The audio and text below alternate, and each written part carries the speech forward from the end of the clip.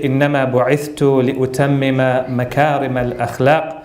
Surely God has only sent me to complete the most moral or the most noble of human character. And therefore I think it's quite unfortunate that in this day and age the Prophet of Allah is sometimes portrayed negatively in Western media and portrayed negatively in Western society. Whether it's through comics and caricatures that are published by certain magazines, whether it's articles and speeches which are given by professors and writers, or even whether it's through YouTube clips which are published by some YouTubers. And as believers, whenever we see something like that, or we come across something like that, there are different ways in which we respond to it. Some of us feel anger within ourselves because we know the great personality of the Holy Prophet. Sometimes we react with sadness. And sometimes, and it's very natural as well, sometimes we react with doubt. Because they portray the Holy Prophet, you find in this day and age, as somebody who was violent, na'udhu billah, somebody who did not respect human rights, somebody who was misogynistic, somebody who did not respect people of other faiths and people of other religions. They portray the Prophet of Allah as somebody who was an extremist, for example. And sometimes, if we see a lot of it, if we hear a lot of it, if we watch a lot of it, sometimes it does even fill us with doubt. And a young brother or young sister would ask, can that person truly be a prophet of God? Did he really do that? Right? And so today I want to look at that, inshallah. And I want to respond to that in two ways. And both are important. Firstly, I want to point out that many of the criticisms of the Holy Prophet are not academically motivated. They're not based in research. Okay? They're not based in somebody who genuinely went and researched, for example, the history of the Holy Prophet, the history of the Quran, and said, I do find some criticism of this Holy Prophet. Many of the criticism of the Holy Prophet is actually politically motivated. And therefore, one of the things you find is the criticism changes depending on the political need of that time. Now, I know a lot of what I'm saying right now isn't making sense. So I'm going to, inshallah, try and give you examples so that it makes sense to you. Alright? Such criticism is not something new. I know we may come across it the first time when we go on YouTube or we go online. But criticism like that is as old as the Prophet of Allah himself. And in particular, I'm not talking about criticism that happened in Mecca or Medina. I'm talking about criticism that happened in Western society. Okay? So you find that even when the Prophet of Allah was there and he passed away, news of his message and news of the Holy Prophet came to the people of Europe. And immediately they reacted by saying, this man is a heretic. This man is a false prophet. This man has gone astray and he wants to lead other people astray. And the reason they reacted to that in that manner was what? Because they didn't want other people to listen to the Holy Prophet, to be inspired by the Holy Prophet, right? It's the same thing the people of Mecca used to do as well. In fact, the Quran says they used to put their fingers into their ears. And they used to tell people that if you're going to do tawaf of the Kaaba and you pass by this man, meaning the Prophet of Allah, put your finger into your ears. And one person had come from Medina and they told him that. So he was doing tawaf of the Kaaba, and when he come by near the Holy Prophet, he'd take both fingers, put it into his ears, and then he would take it off. And after a while he said to himself, have I gone crazy? Like, why am I doing this? Let me just open it. If what he says makes sense, it makes sense. If it doesn't make sense, well, it doesn't make sense. I'm smart enough to figure it out. And he passed by. And he heard the Prophet of Allah. And he had a conversation with the Holy Prophet. And we're told right then and there he accepted Islam. That was the charisma and the message of the Holy Prophet. So when the message first comes, they respond by saying he is a heretic, he is a false prophet. Then came the Crusades. And I hope that many of you know what the Crusades are. Okay? When the Crusades came, during that period of time, if you look at the Middle Ages, and you look at what the scholars say about the Holy Prophet in the Middle Ages, you find that, na'udhu billah, I'm sorry to be quoting this, but they will call him the Antichrist. They will say that he's inspired by shaitan, right? He's a person who is leading people towards evil. And you have to think why. And the reason back then was very simple. If you want to galvanize people to go and fight against the Muslims, to support you in your war, to provide you with money for you to be able to fight that war, then what better reason to give them than to tell them what? You are going to fight the followers of the Antichrist. And this is what I mean to say that these criticisms are not academically motivated. These criticisms are politically motivated. And then we go further. And we come to the 17th, 18th, 19th, 20th century. The Crusades are over. But now we come to an era that is the era of colonialism. All right? Where you have Western powers who are colonizing the rest of the world. And they're taking advantage of the resources and the people around the world for their own interests over there. Now, obviously, whenever we think of colonialism today, we think of it as a very evil thing. But even back then, they had to be able to justify it. And so the way they justified it to people was to say what? We're going to go and civilize the world. Right? We're going to bring progress to the world. And so they depicted everybody else around the world, whether you lived in Asia or Africa or South America, as barbaric, as uncivilized, people who are regressive, and they depicted themselves as people who are civilized and very progressive, right? And so even you find that when they talked about colonization, they talked about it as the white man's burden to civilize the world. What a great thing it was. So naturally, you also see when they're criticizing the Holy Prophet, what do? They call him somebody who's barbaric, somebody who is uncivilized, somebody who is regressive, and we're going to go and take the barbarism out of it. Again, you notice that the criticism is not academically motivated. The criticism is what? Politically motivated. And then we come into the 21st century. And again, you find that some of the Western countries in the West are present in the Middle East. They have armies in the Middle East.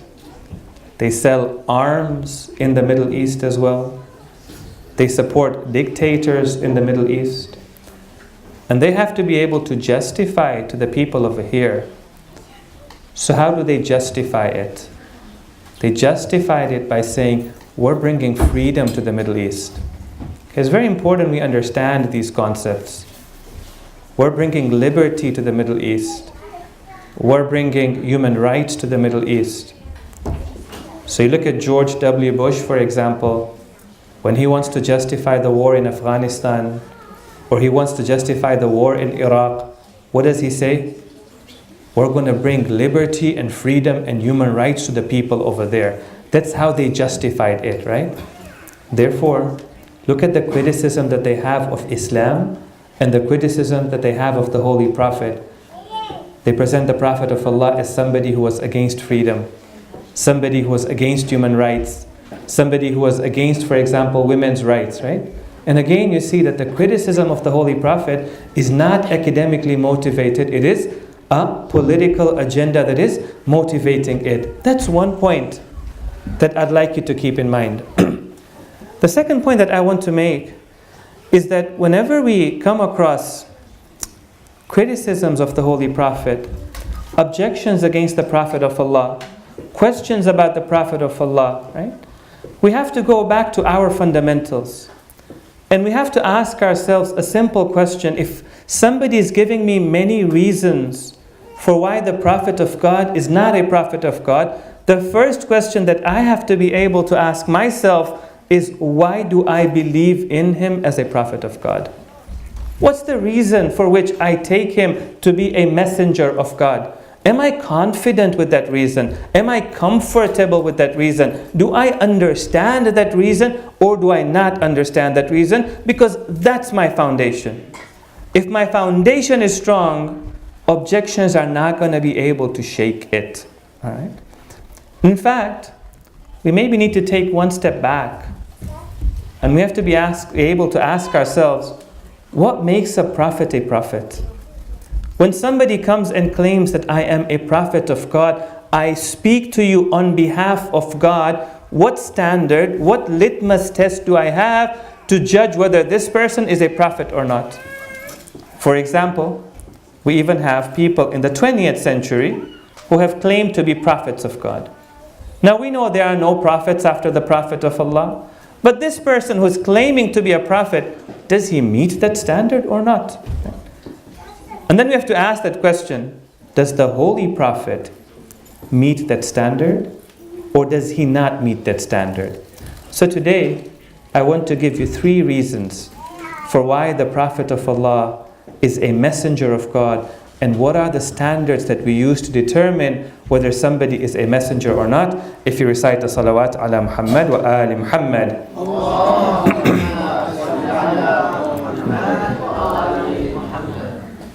First reason is that the teachings of a prophet have to be reasonable. They have to be sensible. They have to make rational sense. The teachings of a prophet cannot be against human ration, cannot be non-reasonable. Right? If somebody comes and claims something which is not reasonable, it doesn't matter how many signs he's got. It doesn't matter if he fills the other conditions or not, that person cannot be a prophet of God. It's a very important point that I hope we're able to appreciate this. And I've chosen it first for a reason. Okay? I remember I was traveling, last year, and I went to a city, and somebody asked over there a very interesting question. They said, is it possible for non-Muslims to perform miracles? Because when you go on TV, if you go online, Sunday morning, for example, sometimes you open up the TV, they've got certain shows where people come up there and they demonstrate miracles in the name of Jesus, for example. Right? So the question they asked was, is it possible for non-Muslims to perform miracles? And if non-Muslims do perform miracles, then what does that mean? Right? What does it mean about their claims? Does it mean that their religion has a validity or not? Okay. Now, when a prophet performs a miracle, we call it what do we call it? We call it a mu'jiza. But when somebody is not a prophet and they perform a miracle, we call it what? A karama. Sometimes. There's a difference between a miracle performed by a prophet and something supernatural by somebody else. Okay. What if though they perform something supernatural? What does that tell us about that person? And I come back to the point I made to you. Right? It's very important. The first sign of a prophet of God is that the claim that he makes, the beliefs that he teaches, make rational sense to you. If they don't make rational sense to you, then no matter how many supernatural actions he does, it doesn't establish anything. Right? You never see the Prophet of Allah. Pay attention to that.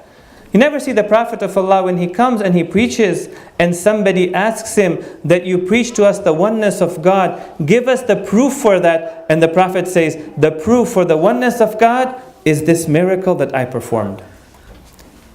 The proof that there's a hereafter is this miracle that I have performed.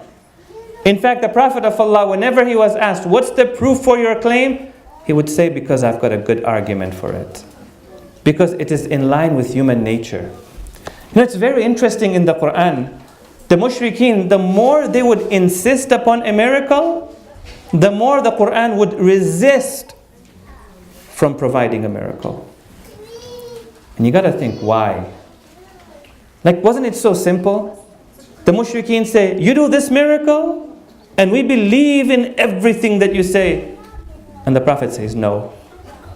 In fact, it's very interesting. In Surah Isra, Surah number 17 of the Quran, it quotes 6 of the recommendations or 6 of the expectations that the mushrikeen had.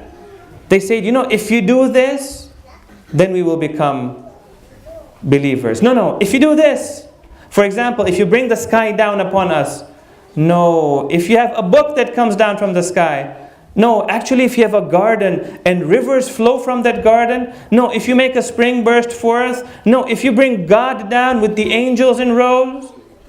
And the Prophet of God was told, tell them, قُلْ سُبْحَانَ رَبِّي, right? Glory be to Allah subhanahu wa ta'ala. I'm accept a bashar al-rasula. I'm a bashar, I'm a human being.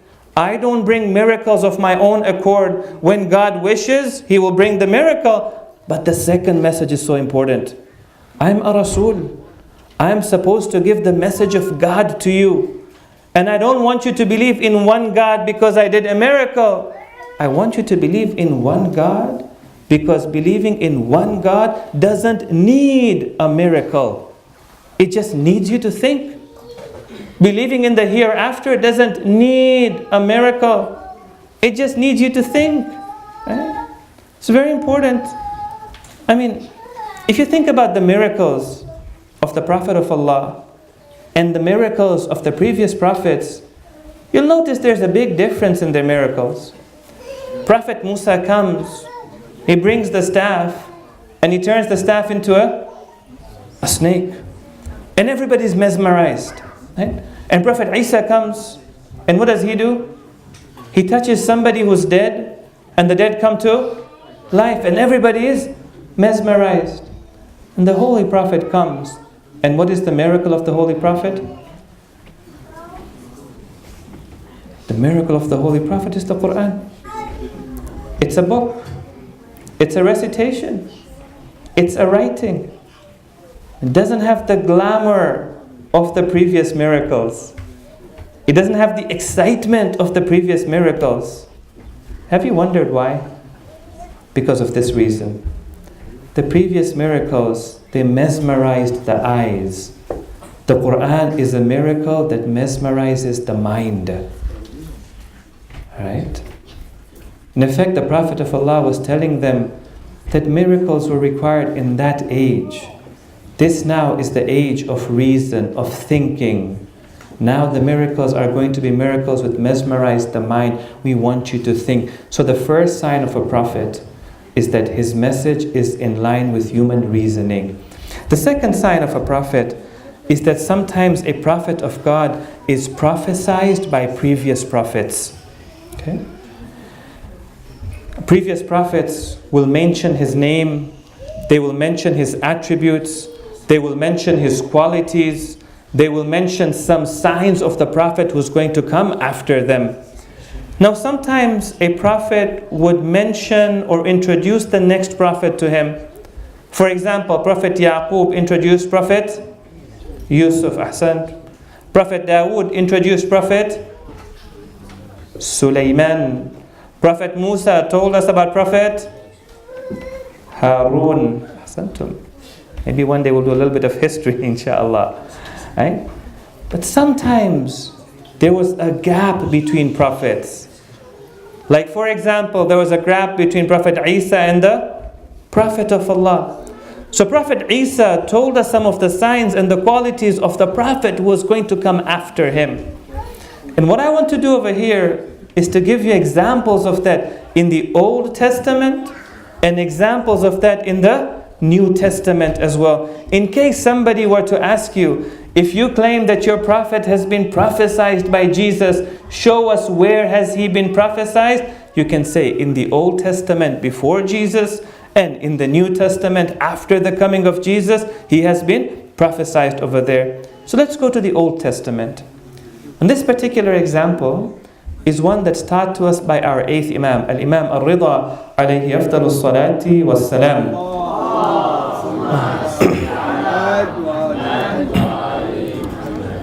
It is narrated that Ma'mun had once organized a debate. And the purpose of that debate was to try and humiliate or put down the 8th Imam.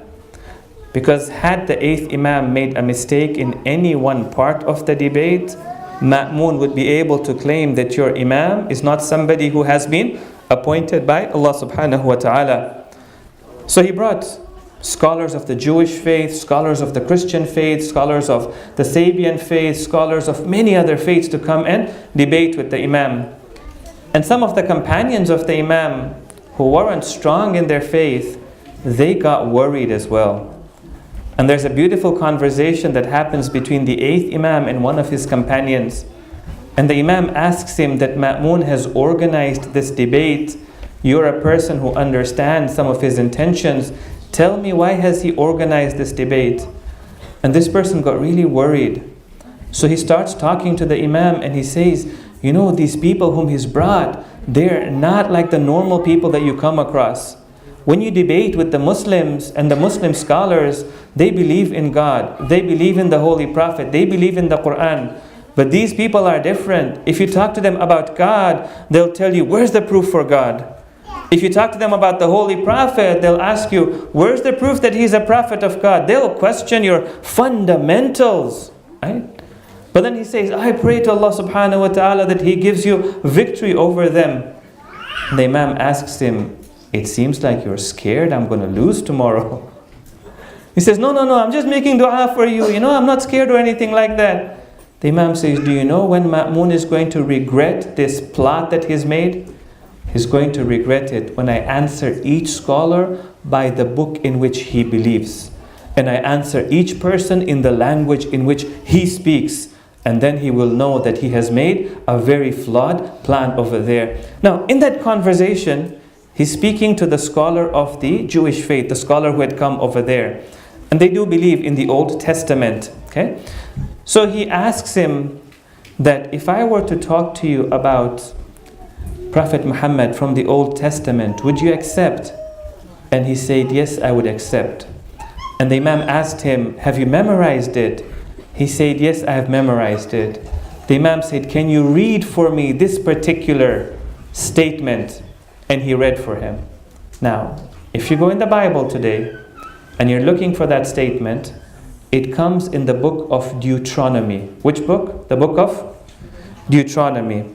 Chapter 33. So ayah of Tathir comes in chapter 33 of the Quran. 33, easy to remember. Verse number 2. Yeah? Deuteronomy 33, 2. Okay. And the Lord came from Sinai. And the Imam asked him, who does it refer to? And he said, that's very easy. It refers to which prophet? Prophet Sinai? Not Prophet, but Mount Sinai, Prophet?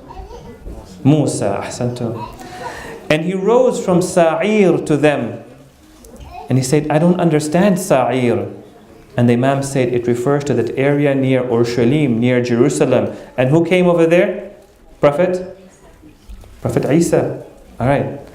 And then the last one mentioned in Deuteronomy, and he shone forth from Mount Paran. For those of you who recite Dua of Samat, in the Dua of Samat, it's referred to as Bijabali Faran. Faran in the Bible is Paran. The Imam asked him, and who does Paran refer to? Which mountain and which prophet came over there?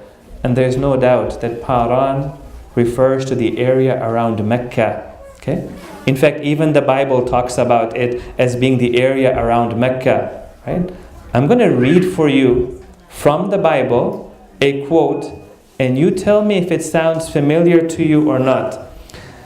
Then God opened her eyes, and she saw a well of water. This is from the Bible, the book of Genesis, chapter 21, verses 19 to 22. Then God opened her eyes, and she saw a well of water. So she went and filled the skin with water and gave the boy a drink. God was with the boy as he grew up. He lived in the desert and became an archer while he was living in the desert of Paran. Who was the lady? Hajra. Who was the young boy? Ismail. And we know that Hajra and Ismail settled where? In Mecca. And the Bible mentioned while he was living in the desert of Paran. The Imam asked him, so in this desert, which other prophet has come other than the Prophet of Allah, Hadrat Muhammad Mustafa sallallahu alayhi wa alihi.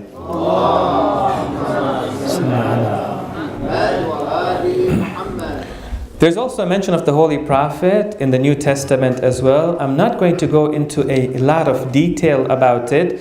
The Quran does mention that Prophet Isa did mention that there will be a prophet who will come after me, Ismuhu Ahmad. His name is going to be Ahmad, the praised one. And if you go to the book of John, chapter 16, verses 7 to 14, Jesus is speaking.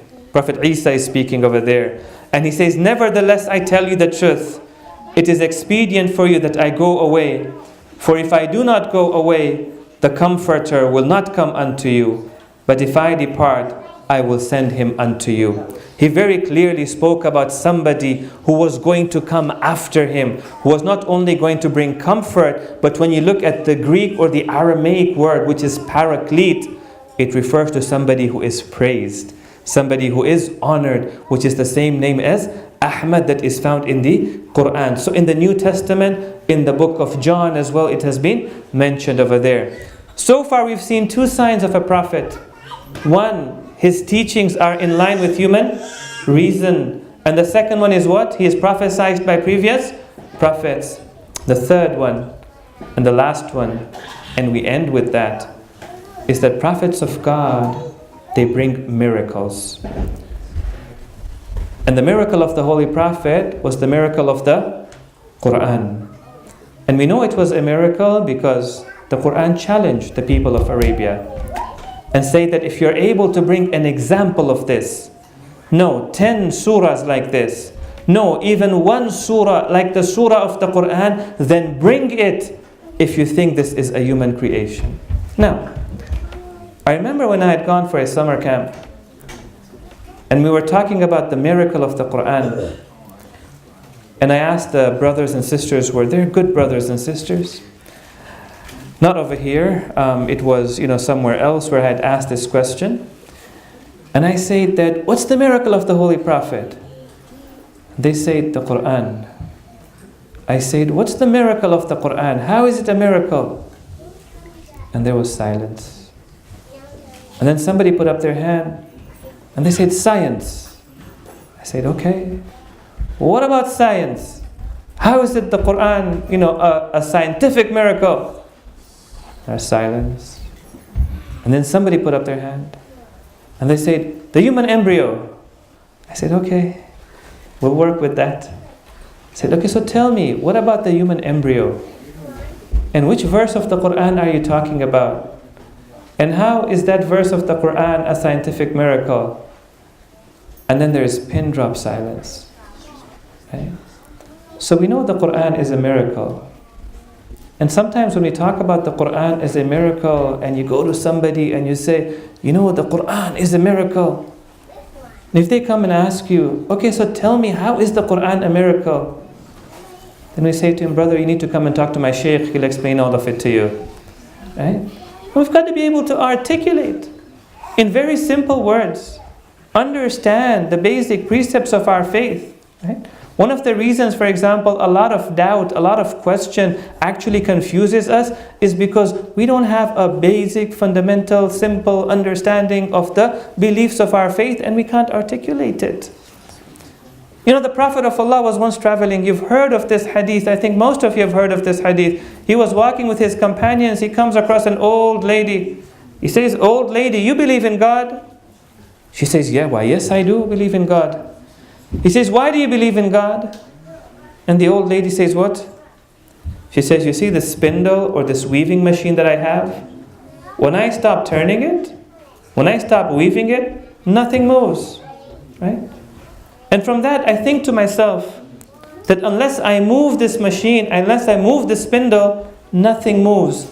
When I look at the stars and the heavens which are in movement, when I look at the seasons in movement, when I see nature in movement, I ask myself, who is moving it?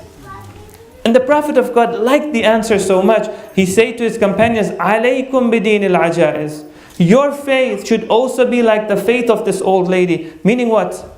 Meaning you should have a basic reason for why you believe in what you believe in, and you should be able to articulate it. Somebody asks you a question, answer it. So if somebody were to come and ask you, you believe in the Holy Prophet as a prophet, you say he's got miracles, tell me, what are his miracles? I should be able to articulate that. Now the beauty of the Quran is that it's got many miracles. Right? One of the miracles of the Quran is the eloquence of the Quran, the literary miracle of the Quran. Right? How the Quran can take so profound messages and put them in so simple words. No other book is able to do that in such an eloquent manner. There's a professor, she's got a talk on YouTube. I think many of you might have heard that talk. Her name is Leslie Hazelton. You can look her up tonight on YouTube. She calls herself an agnostic Jew. She says, I'm Jewish, but I'm also agnostic at the same time. Okay? And she talks about how she started to study the Quran and how she started to study the life of the Holy Prophet. Right? And how she started from zero and slowly became familiar, and how she struggled with understanding the Quran, but she put her effort and finally she became to understand the style of the Quran. And one thing she pointed out is very interesting. She says that the eloquence of the Quran, if you really want to appreciate it, is in the Arabic language. And she says, look at the Fatiha. In the Arabic language, how many words in the Fatiha? But I think she says 29. I haven't counted for myself, but we'll take her word for it. 29 words in the Arabic language. Pick up a normal English translation. How many words in the translation? Close to 62. And still does not capture what the Arabic captures in Al-Fatiha. The ability of the Quran to take such profound messages never heard before in Arabia or any part of the world and put it in such simple, eloquent and accessible words, no other book is able to do that. I was recently reading a book written by Ayatollah Hussein Tehrani. He was a student of Allame Tabatabai. Okay? And he says that one day one of my teachers told me in Mashhad that tonight we want you to give the tafsir of Surah Qul Huwallahu Ahad. And he said what I found very interesting, he's reflecting over it, many years after he gave the tafsir. He said, my plan that night was that I was going to do tafsir of Surah Qul Huwallah in that one session. It's 3-4 verses, nothing more than that. Right? And he says, it took me 11 sessions to do tafsir of Qul Huwallah, because I started with Qul, it had a world of meaning in it, right? Huwallah Ahad, Allahu Samad, Lam Yalid, Wa Lam Yulad. It took me 11 sessions, right? The Quran is a literary miracle. The second miracle of the Quran, and we'll go quickly now through it, is the Quran is a scientific miracle. And many of you have come across the scientific miracles of the Quran. Maurice Bucaille, when he studied the scientific miracles of the Quran, he's written an entire book, the Quran, Bible and Science, right? Number 3, it's a prophetic miracle, meaning it prophesies things which are going to happen in the future, and those things actually happened exactly the way the Quran prophesied about it. 4, it's a transformational miracle. It took the people of Arabia, who at that time were uncivilized, were barbaric, and turned them for 9 centuries straight into the leading civilization in the world. Number 5, it's a miracle of harmony, revealed over 23 years. But you look at the verse at the beginning of Revelation and at a verse at the end of Revelation, over 23 years, not a single contradiction in the Quran. Number 6, it's also a historic miracle as well, meaning there are certain facts of history which were mentioned in the Quran that people did not know about until sometimes the 20th century. Now inshallah, one day if God gives us tawfiq, we'll go through these different types of miracles that we find in the Quran. But one of the signs of a prophet is that he brings a miracle And the Prophet of Allah presented to us the miracle of the Quran. Sallu ala Muhammad wa ali Muhammad.